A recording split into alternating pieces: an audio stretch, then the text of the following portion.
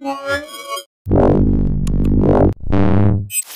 I'm Roland with Mobile Geeks, and as you can see, we have the Moto 360 right here. So that's the new, well, in Germany it's new, smartwatch from Motorola that has been out in the US since I think September last year.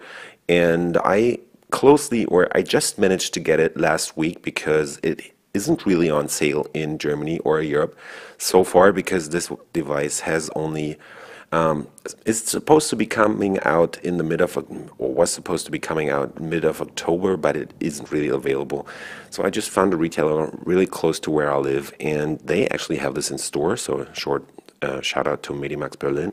They actually have this in store. I paid €249, which is quite a lot for a device like this, but I think it is pretty much worth it.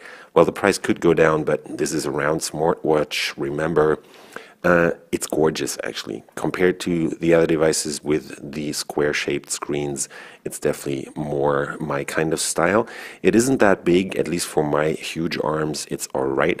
So I'm just going to start by unboxing this, and as you can see, Motorola is really sticking to this round theme right here. So we have the 360 up here, situated in this container right in the middle. I'm just going to put it to the side for a second.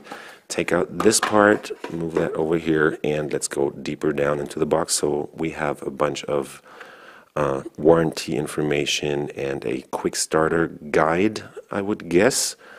Stuff that you never look at anyways. So this is the charging base. It is a G charger, so the Moto 360 definitely has wireless charging on the G standard.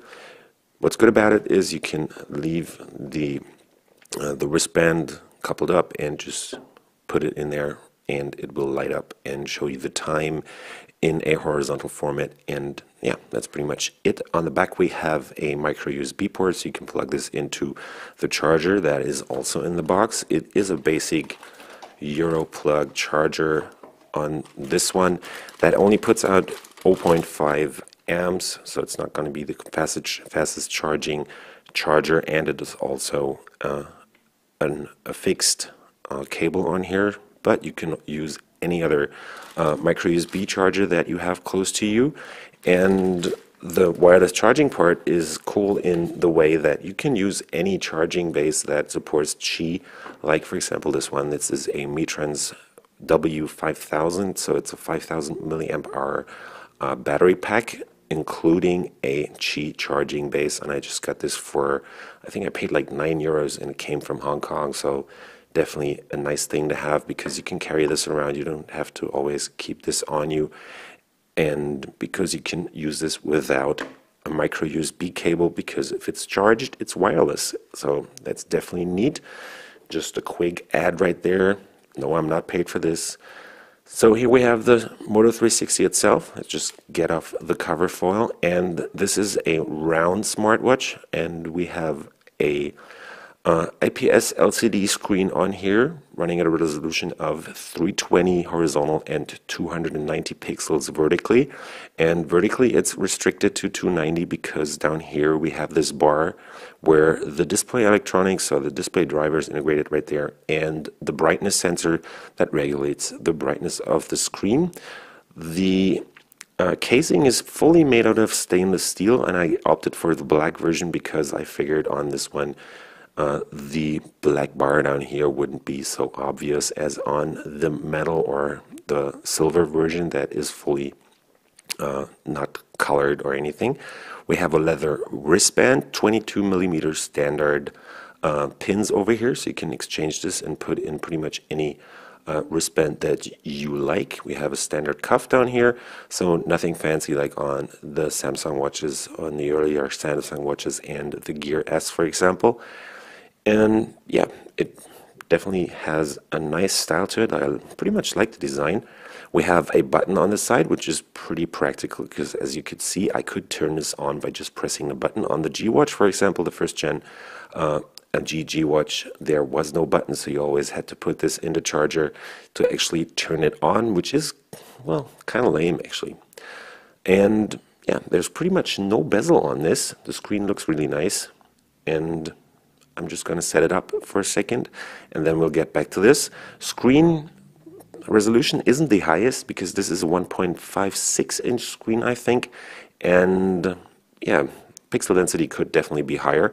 We have a TI OMEP 3630 ARM Cortex A8 single-core SoC in here running at 1.2 gigahertz, and there's been some talk about the performance not being that great. I played around with this a bit, and when you're setting it up, it tends to stutter a bit, but after that, it actually doesn't show any performance issues or whatsoever.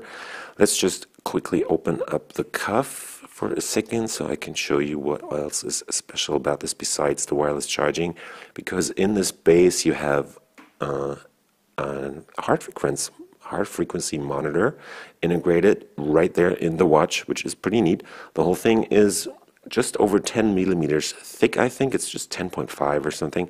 It doesn't really look that thick if you have kind of bigger arms. If you're a tiny guy and have small arms, or if you're a girl with smaller arms, this will definitely look kind of odd because it is a pretty big device. But I've seen some people wearing even bigger watches, so that's, for my arms, which are pretty thick, that doesn't look too bad on me. We have 512 megabytes of RAM, before I forget, and we have 4 gigs of flash storage integrated right here, which is interesting, or getting interesting now, since Google has put out their latest update for Android Wear, and now they're supporting offline playback of music that you get through Google Music or the Google Play Store.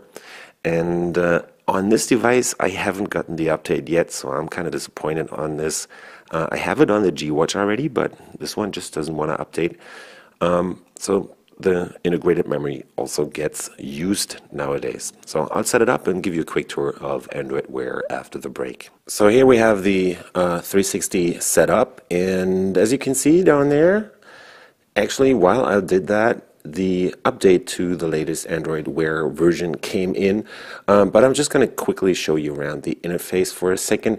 So what's pretty practical is the button on the side, so you can turn this off and on again, because there are smartwatches like the LG G Watch first gen that don't have that button over there. So that's kind of, well, impractical. In this case, there is a button, and as you can see right here, it does have Google Now and Google Speech Recognition integrated. It starts a search if you just tell it what to search for, or you can also tell it to use a bunch of functions that are down here, so you can take notes and remind yourself of stuff and have the step counter, see how far you walk. There's navigation integration combined with the smartphone. There will also be all notifications that arrive on the smartphone, depending on the apps that are installed, will be pushed to the device. There is a ton of different watch faces for this.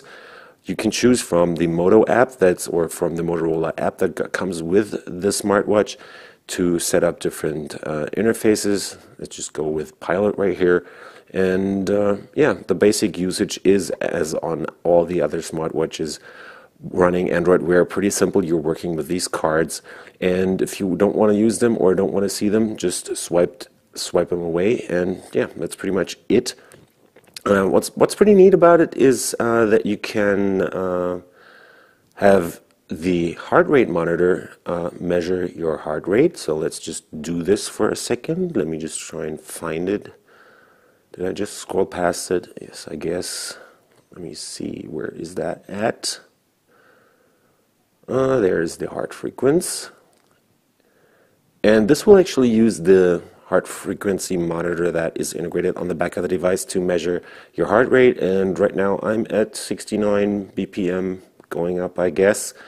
And what this app actually shows pretty well is that Motorola has started to refine the interface of Android Wear in this case, because as you scroll through the heart rate monitor app, you can see that the cards have actually been rounded, and depending on what app developers do, the interfaces will actually adapt to the smartwatch that you're using.